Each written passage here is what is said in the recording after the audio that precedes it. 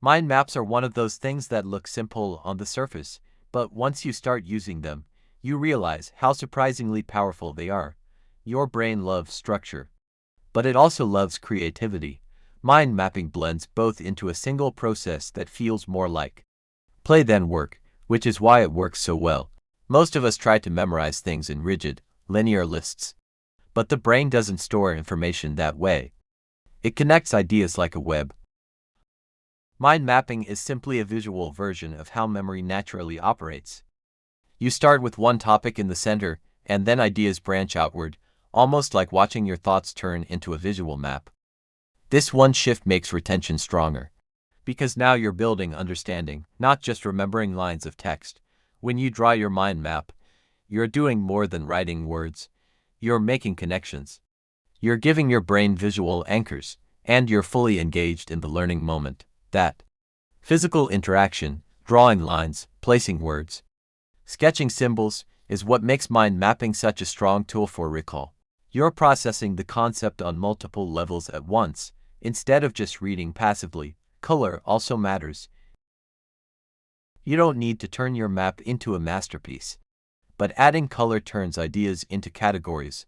It tells your brain which pieces belong together. Blue might be core topics, green might be supporting details, red could be the pieces you want to emphasize.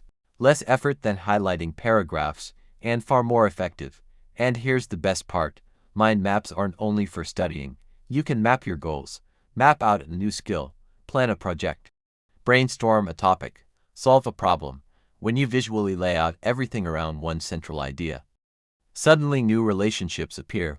You see options you didn't see before. You understand your topic from different angles. You even think faster, because your brain isn't scrambling to hold everything in short-term memory. Mind mapping encourages curiosity because it lets you explore routes in any direction. And when your brain is free to explore, learning becomes more natural. You're not forcing facts in, you're building meaning outward.